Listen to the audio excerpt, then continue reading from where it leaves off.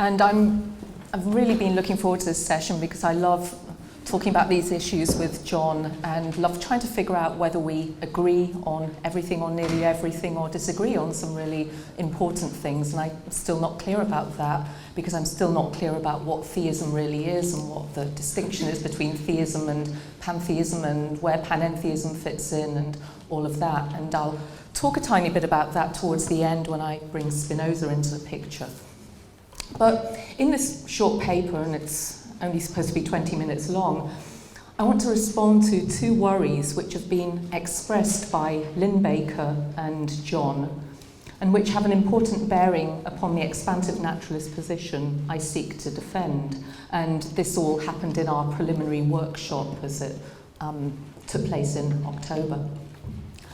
Lynn's thought, articulated in her paper for this workshop, is that if any form of naturalism is true, whether scientific or expansive stroke liberal, then there is nothing outside the natural world. This means that, quotes, reality stops with the mundane and, quotes, nothing is transcendent.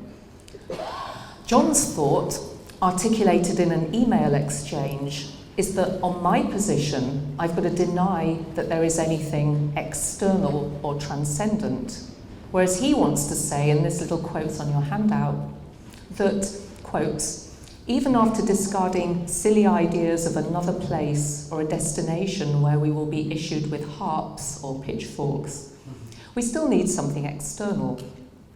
He then refers to the radical immanentism of my own position, distinguishing it from his own commitment to a kind of, quotes, divine externality.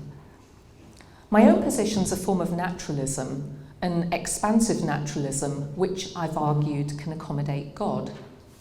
I take this to mean that it can accommodate the transcendent. Yet, if Lynn is right that nothing is transcendent on the naturalist picture, then we have a justification for John's claim that I'm committed to radical immanentism, and that radical immanentism excludes God, assuming that God requires reference to the transcendent, whatever that is. So, whatever that is. Everything hangs on the question of how we're to comprehend the transcendent, and in what follows, I want to begin to spell this out, to respond to the relevant worries about my own position, and to press the question of what exactly the distinction is between my position and John's. And there's an essential caveat in all of this, given that we're talking about God rather than rocks and stones and things like that. So there's a limit to how much precision we can bring into the picture when we're trying to clarify these matters. But I'll try to say something because I think, like the other speakers, that we have to be able to do a certain amount of metaphysics in this context. So the second section, Expansive Naturalism and God. The naturalist denies that there is anything beyond nature, supposedly. And it's a common enough refrain amongst naturalists that this world is the only world there is. Thus, John Herman Randall, writing in 1944, claims that naturalism can be defined negatively as, quotes, the refusal to take nature or the natural as a term of distinction. Nature, he continues, has become the all-inclusive category. Now, in Randall's hands, this is a reductive claim, for he takes the limits of nature to be defined by science. I reject scientific naturalism and must therefore allow that there is something beyond nature in this sense, i.e., there's something beyond nature as measured by the scientist.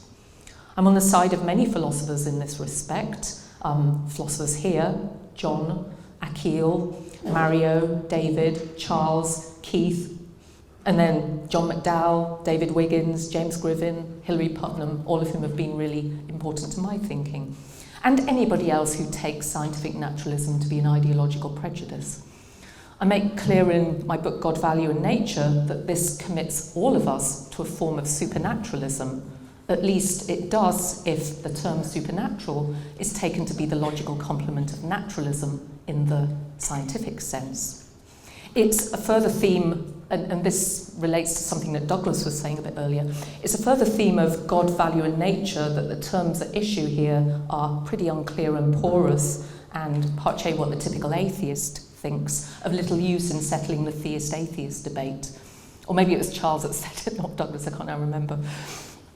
Anyway, supernaturalism in the non-scientistic sense I've just described does not involve a commitment to a two-worlds position, and could do so only on the scientific assumption that the scientist has a monopoly on the natural world. You know, if you thought that, then you'd have to postulate another world to accommodate all of the things that cannot be accommodated on the scientific world picture. So supernaturalism in this non-scientific sense doesn't commit you to a two-worlds position. Rather, it's equivalent to a form of expansive naturalism. Expansive in the sense that the limits of nature have been expanded beyond scientific parameters. Expansive naturalism grants one the right to think of nature as, here quoting from James Griffin, nature as the ordinary world around us, mainly the world of humans and animals and happenings in their lives. So that's how Griffin puts it.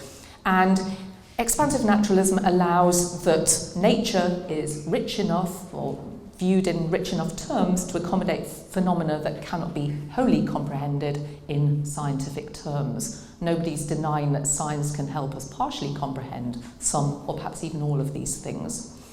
One really important example here is value. As Griffin puts it, values do not need any world except the ordinary world around us.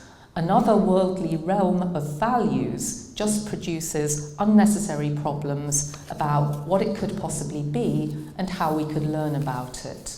And those epistemological and metaphysical objections are common from philosophers' objections to G. Moore's form of non-naturalism. I've said already that the expansive naturalist is a supernaturalist from the point of view of the scientific naturalist, because he goes beyond the world as comprehended by science. It's unsurprising then that the values posited by the expansive naturalist are treated as otherworldly and unnecessarily problematic from the standpoint of the scientific naturalist. In my book, I used the example of Peter Railton's objections to David Wiggins' form of expansive or liberal naturalism. You know, Railton kept saying, look, there's a real problem of cosmic mystery here if we go beyond science, and there was a real difficulty getting clear about the nature of their debate and quite how different they were in any case. That just takes us back to the idea that the distinctions here are pretty unclear and porous. So it's unsurprising then that the values posited by the expansive naturalist are treated as spooky and problematic by the scientific naturalist.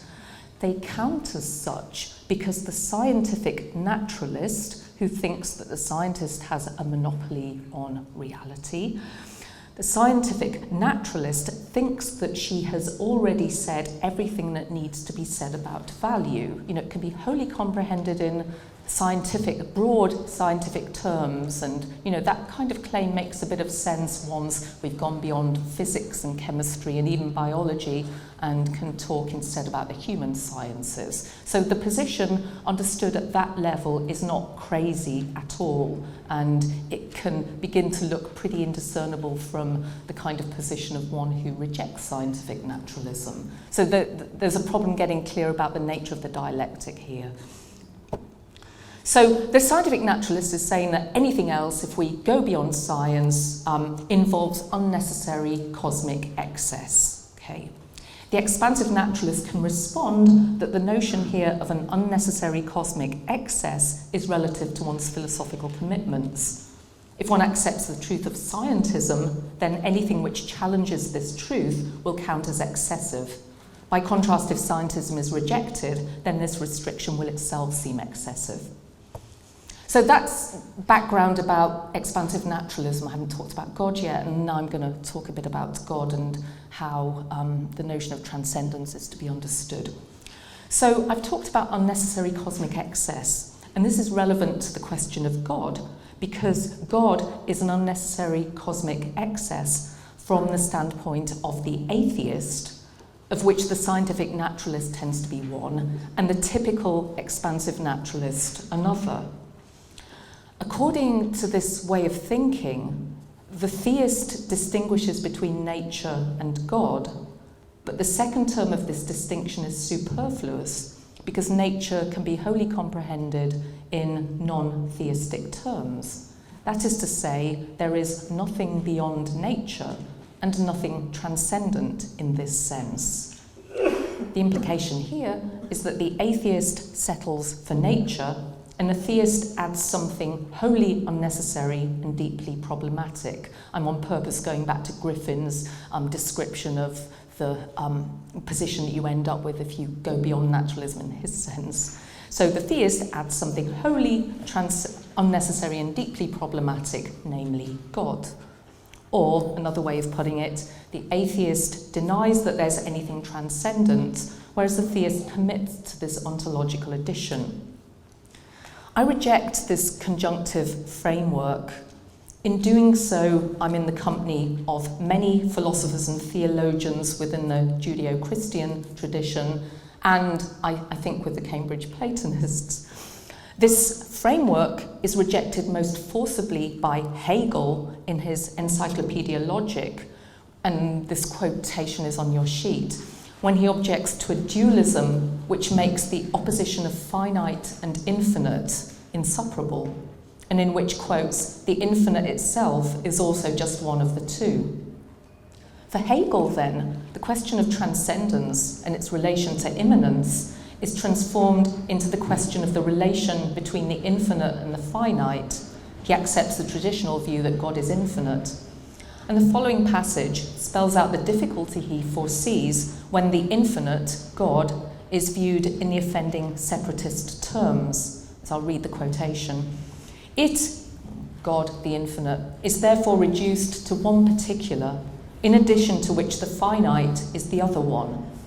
In this relationship, where one is situated here and the other one over there, the finite in this world and the infinite in the other world, an equal dignity of subsistence and independence is attributed to the finite and to the infinite.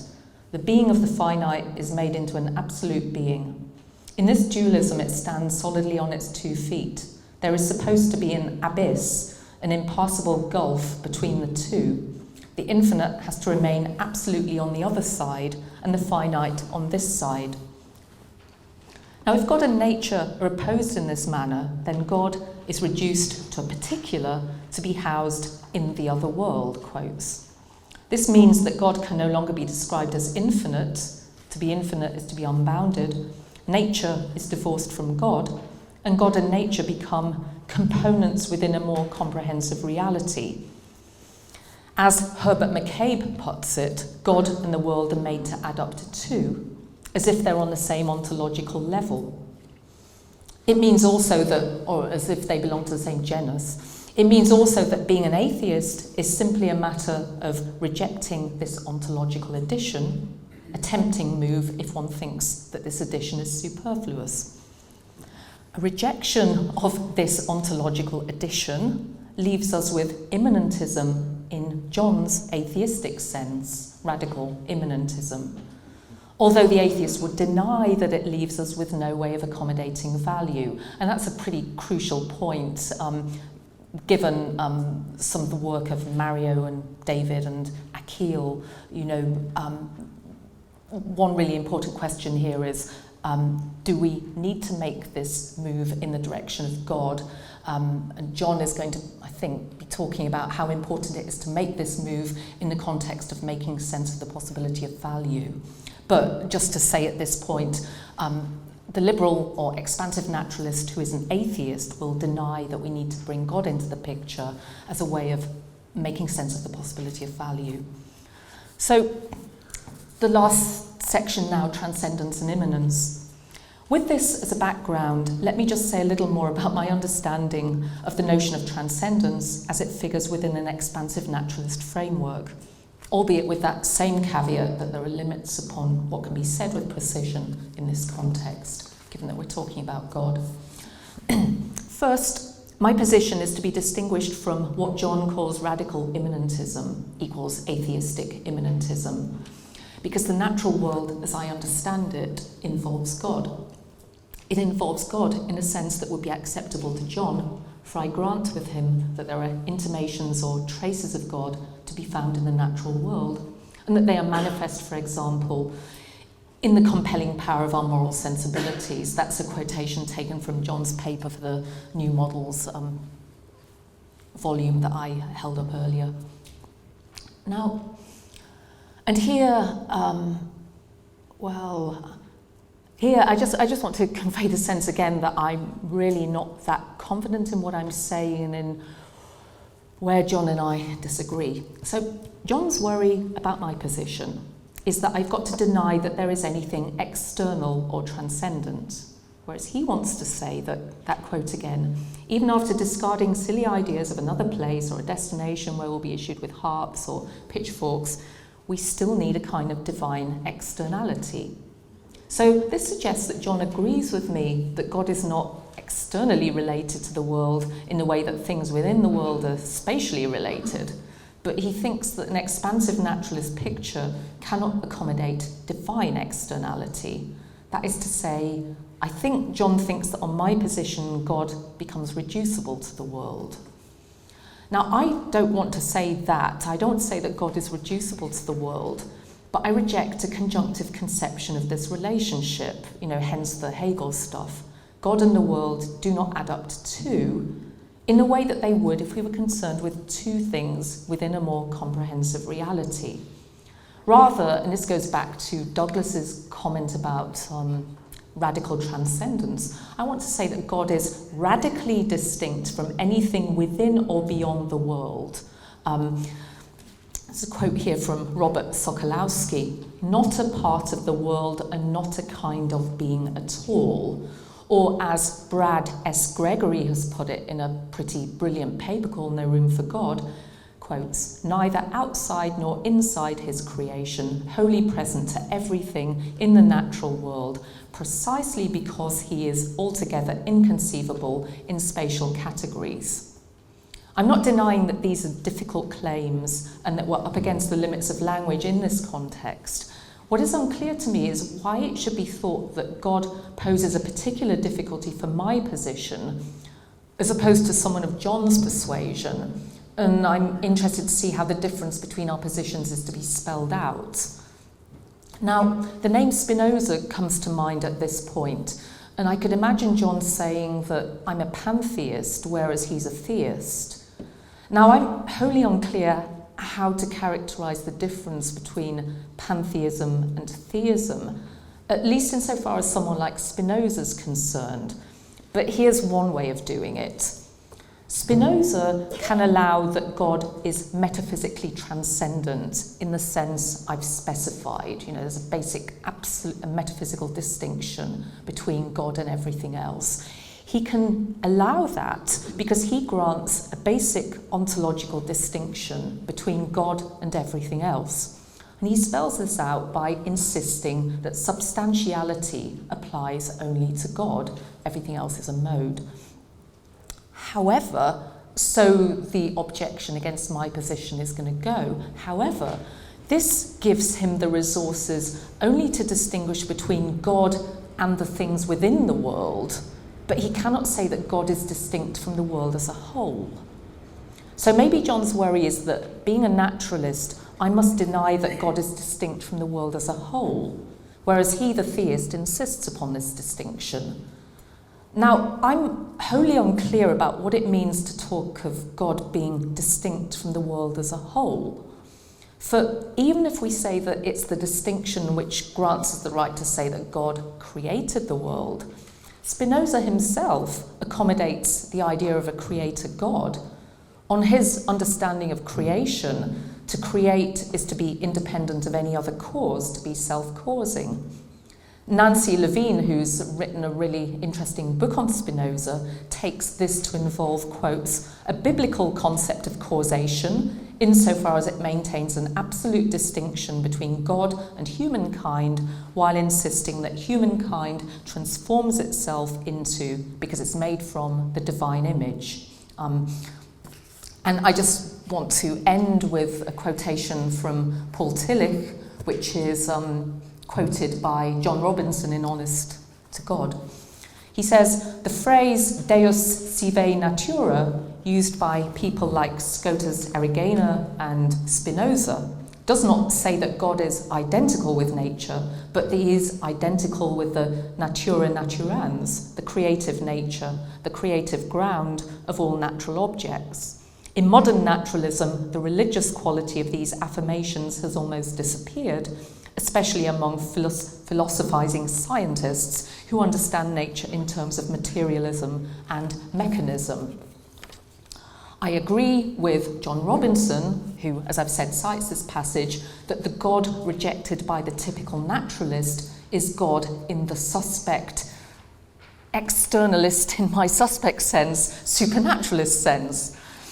God as externally related to the world. And I agree also that talk of a creative ground of things is not invariably atheistic. Hegel would agree with that. And that's the end of my paper. Thank you. How exact it is, 20 past.